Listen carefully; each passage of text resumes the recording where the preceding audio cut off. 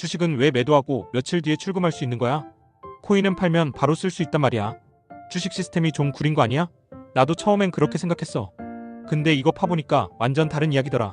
이건 단순히 느리냐 빠르냐 문제가 아니라 금융 시스템이 돈을 다루는 방식 자체가 다른 거였어. 일단 제일 먼저 우리가 착각하는 게 하나 있어. 우리는 거래하면 끝이라고 생각하잖아. 근데 주식은 그게 아니야. 주식은 거래 따로 결제 따로 이렇게 나뉘어 있어. 쉽게 예를 들어볼게. 너가 친구한테 중고거래로 물건 판다고 해보자. 일단 예약 걸어두고 내일 돈 보내줄게 이런 느낌이야.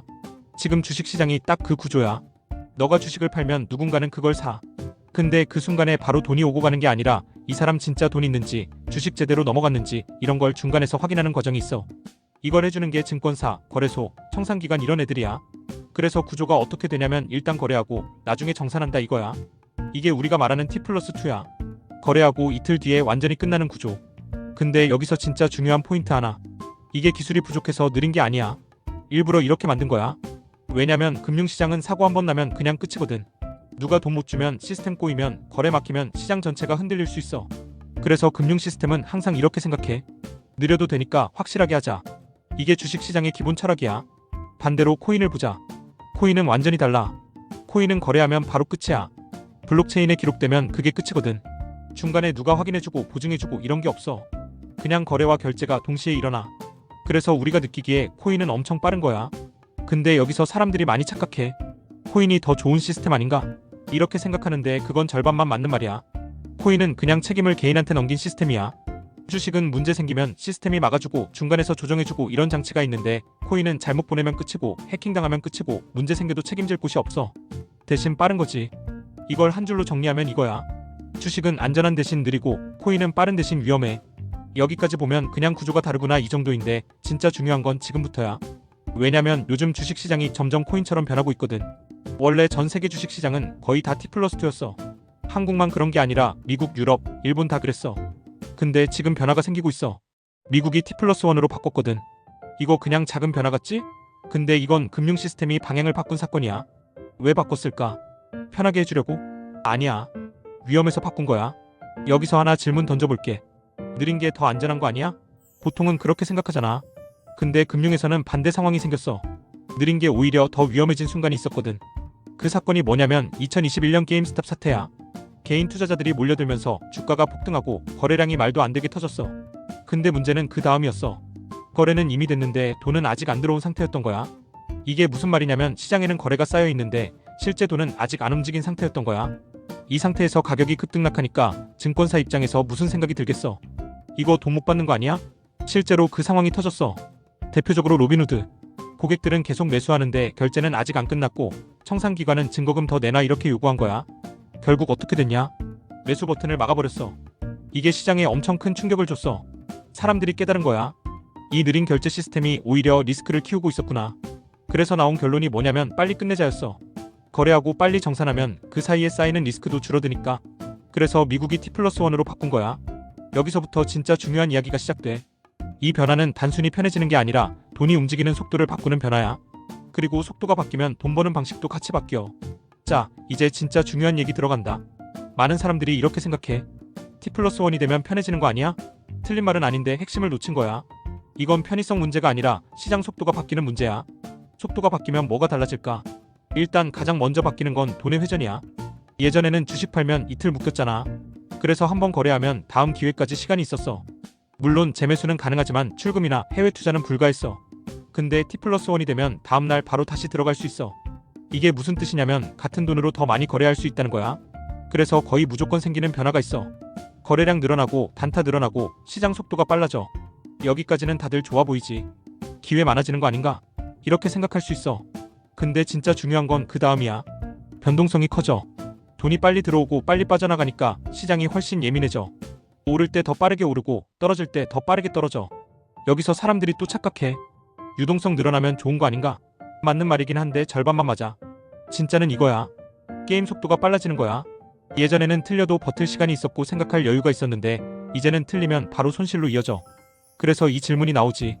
그럼 누가 유리해지냐? 많은 사람들이 개인 투자자 좋아지는 거 아님? 이렇게 생각하는데 현실은 조금 달라. 이건 속도 싸움이야. 누가 제일 빠르냐? 기관, 알고리즘, 고빈도 트레이딩. 이 사람들은 이미 자동화되어 있고 판단이 아니라 시스템으로 움직여.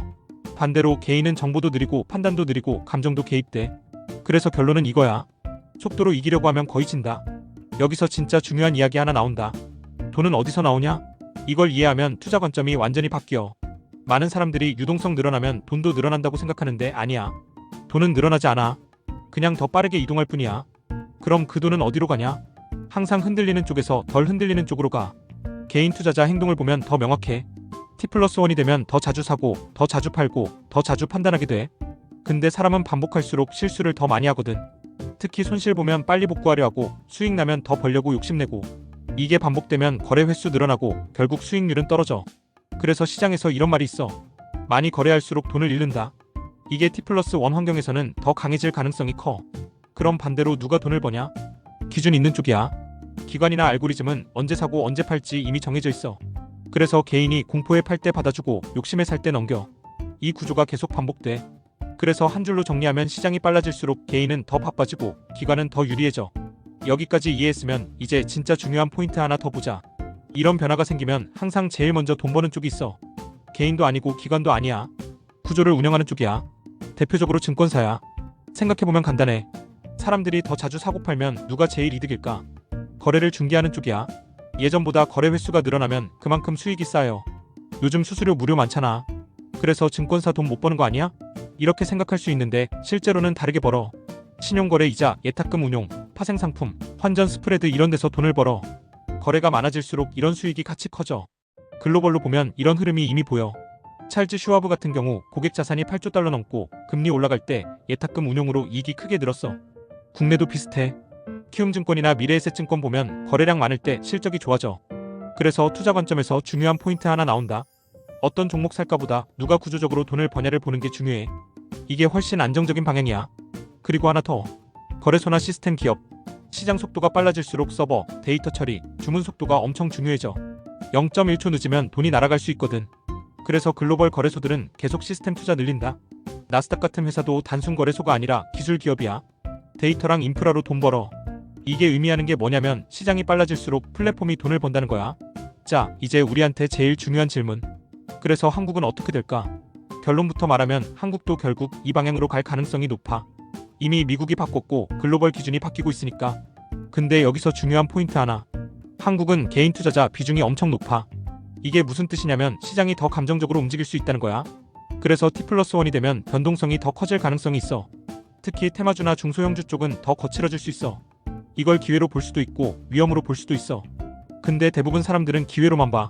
거래 더 많이 하면 돈 더 벌겠네? 이렇게. 근데 현실은 반대일 가능성이 커. 거래 많이 할수록 수익률은 떨어질 수 있어. 그래서 전략이 중요해져. 애매하게 하지 않는 게 중요해.